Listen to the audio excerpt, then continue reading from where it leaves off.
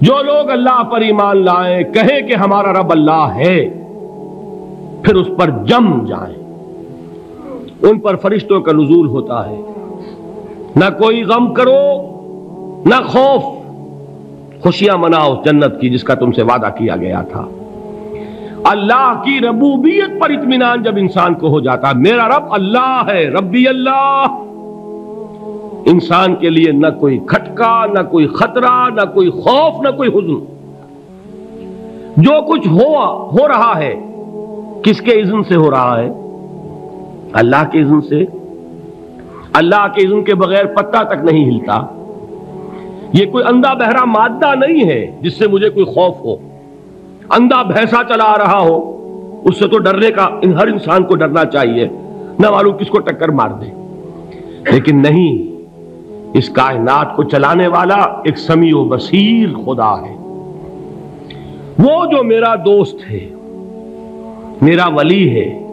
اللہ ولی الذین آمنوا یخرجہم من الظلمات الی النور۔ اللہ اہل ایمان کا ولی ہے، ساتھی ہے، پشت پناہ ہے، مددگار ہے، حمایتی ہے۔ بتائیے جسے یقین ہو جائے کہ اللہ میرا مددگار، اللہ میرا محافظ، اللہ میرا پشت پناہ، اللہ میرا حمایتی، اس کے لیے کوئی خوف ہوگا؟ اس سے کوئی ڈر ہوگا؟ میں مثال دیا کرتا ہوں ایک بہت سادہ، پنجاب کے دیہات کی۔ تو بڑا چودھری ہے اور کوئی غریب کسان ہے۔ اس غریب کسان کے جانوروں کو ہر وقت اندیشہ ہوگا چوری کا، کوئی میری بھینس کھول کر نہ لے جائے، کوئی میرا بیل کھول کر نہ لے جائے۔ لیکن جس کے بارے میں یہ سب کو معلوم ہو کہ وہ جو بڑا چودھری ہے وہ اس کا دوست ہے، اس کی بچیا کو کوئی خوف ہوگا؟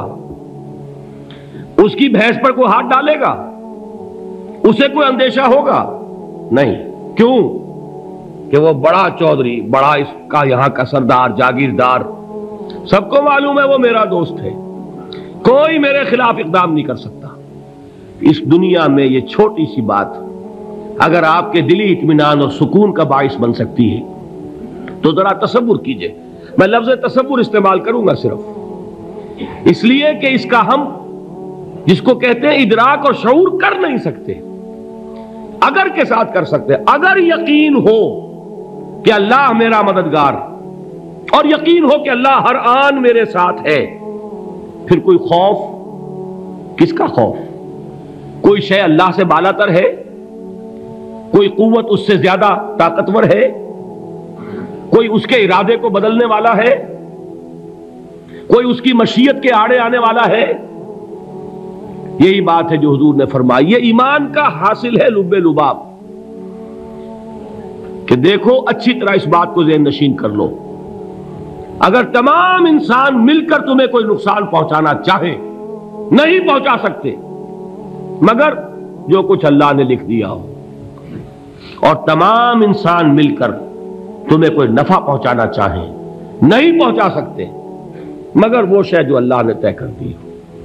آپ پھر میں کہوں گا ذرا طاری کیجئے، اسے فرض کیجئے، اسے سوچئے، اگر اس حدیث پر ہمارا دل ٹھکا ہوا ہو تو کسی سے ڈر ہوگا؟ یہ مجھے نقصان نہ پہنچا دے، یہ میری رپورٹ خراب نہ کر دے، یہ میری انکریمنٹ نہ رکوا دے، یہ میرا یہ نہ بگاڑ دے، یہ میرے یہ نقصان نہ پہنچا دے۔ اس کا ڈر، اس کا ڈر، اس کا خوف، اس کی خوشامد، اس کے لیے جا کر طرح طرح سے اپنی عزت نفس کو ذلیل کروانا اس کے سامنے، یہ سب کچھ کیوں کرتا ہے انسان؟ جب سمجھتا ہے کہ اس کے ہاتھ میں میرا کوئی نفع ہے، اس کے ہاتھ میں میرے لیے کوئی ضرر ہے، یہ مجھے کوئی گزند پہنچا سکتا ہے، یہ مجھے کوئی نقصان پہنچا سکتا ہے، یہ میرا کوئی کام بنا سکتا ہے، یہ میری کوئی ضرورت پوری کر سکتا ہے، اسی کا نام شرک ہے۔ جہاں آپ نے یہ سمجھا کہ غیر اللہ کے اندر کوئی طاقت موجود ہے وہی شرک ہے۔ بتوں سے تجھ کو امیدیں، خدا سے نو امیدی، مجھے بتا تو صحیح اور کافری کیا ہے؟ شرک تو یہ ہے۔ جس پر بھی تمہیں یہ خیال ہے، کلمہ ہے یہ کلمہ سوم، لا حول ولا قوت الا باللہ، ذرا اس پر دل کو کبھی اگر آپ تصور کریں، پھر فرض کریں، دل ٹھک جائے، اس پر کوئی طاقت نہیں۔ یہی بات تھی جو شیخ عبد القادر جیلانی رحمۃ اللہ علیہ نے اپنی وصیت میں اپنے بچے سے کہی. 11ویں دینے والے ہیں، لیکن حضرت شیخ عبد القادر جیلانی کی وصیت اور تعلیمات کو کتنے لوگ ہیں کہ جانتے ہو؟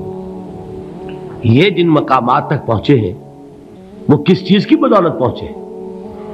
انہوں نے جو پیغام دیا وہ کیا تھا؟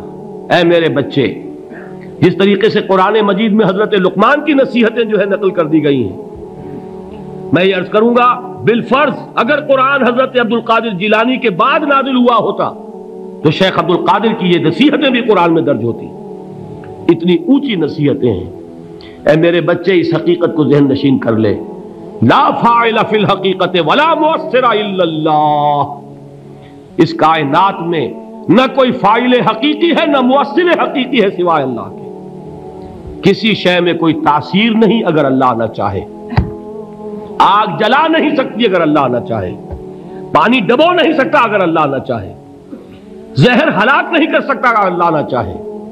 کوئی چیز فائدہ نہیں پہنچا سکتی اگر اللہ نہ چاہے. تو در در پہ کیوں سر جھکاتے ہو؟ در در پر کیوں جبیں سائی کرتے ہو؟ سب کے سامنے کیوں ہاتھ پھیلاتے ہو؟ ایک اللہ سے مانگو.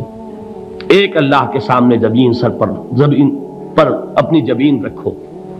لا فاعل فی الحقیقت ولا مؤثر الا اللہ. نظر آتا ہے ہمیں کہ پانی پیاس بجھا دیتا ہے. پیاس بجھانے کی صلاحیت پانی میں نہیں ہے، اللہ کے اذن سے. کھانا بھوک مٹا دیتا ہے.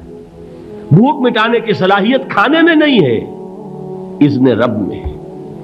دیکھیے یہی یقین تھا. حضرت موسیٰ علیہ السلام کا واقعہ یاد کیجئے.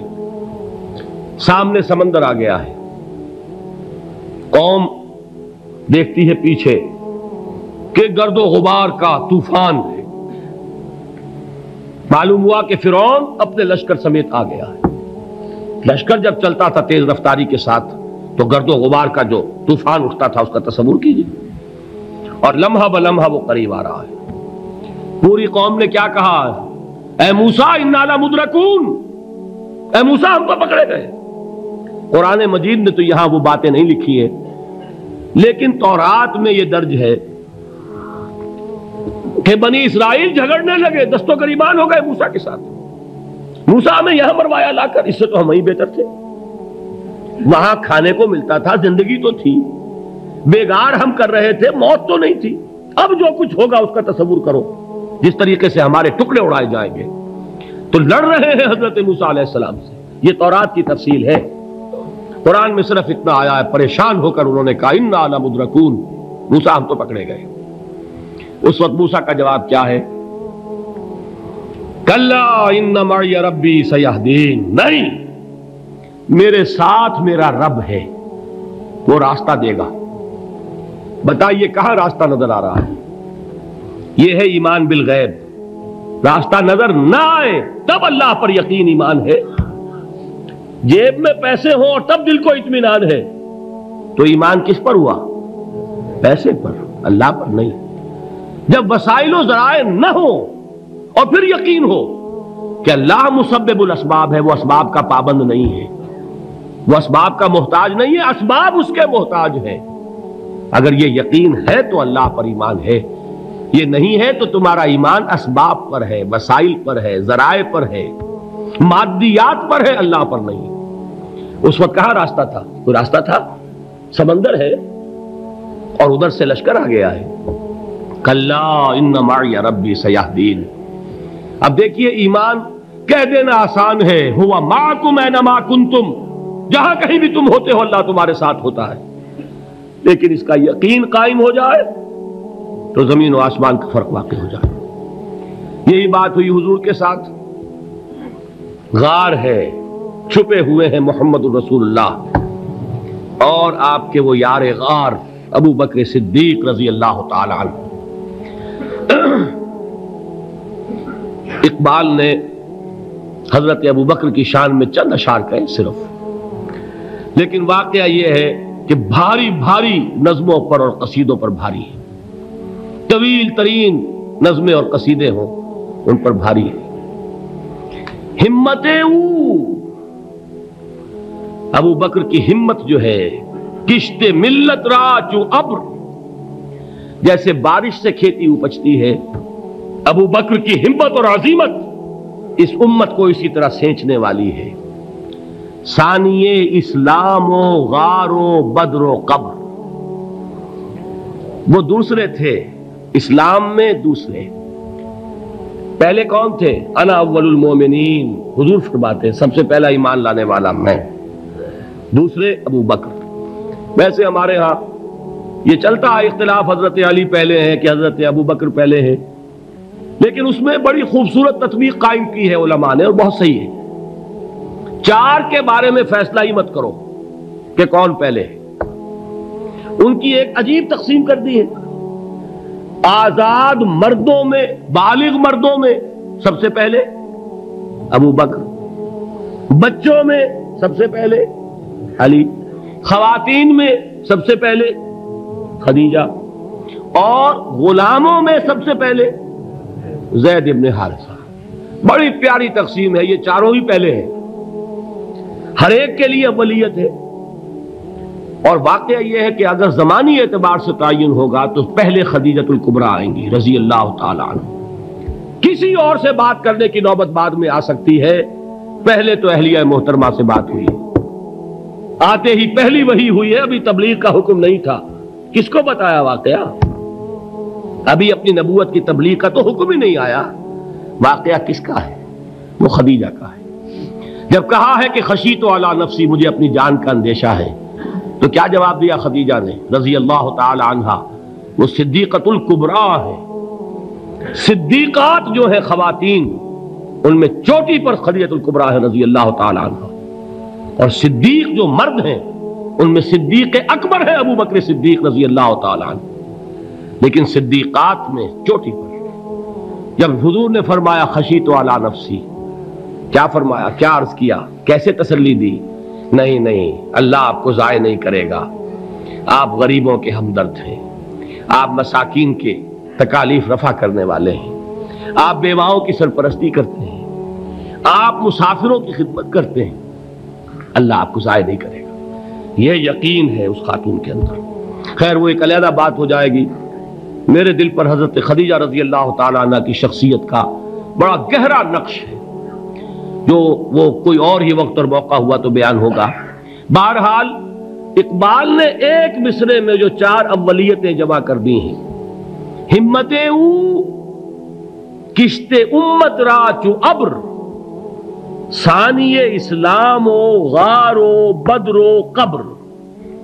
اسلام میں حضور کے بعد پہلے کون؟ ابو بکر۔ غار میں حضور کے ساتھ کون؟ ابو بکر۔ بدر کی رات اللہ کا رسول سربسجود، وہ جھاڑ، وہ گھاس پھوس کی جو جھوپڑی بنائی گئی تھی، اور وہاں تلوار ننگی لے کر پہرا دینے والا کون؟ ابو بکر۔ اور اس حجرہ عائشہ میں محمد کے بعد سب سے پہلے دفن ہونے والا کون؟ ابو بکر رضی اللہ تعالی عنہ وصلی اللہ علیہ وسلم۔ وہ جو معاملہ میں سنا رہا تھا غار ثور کا، حضرت ابو بکر بھی حضور کے خیال سے لرز گئے ہیں۔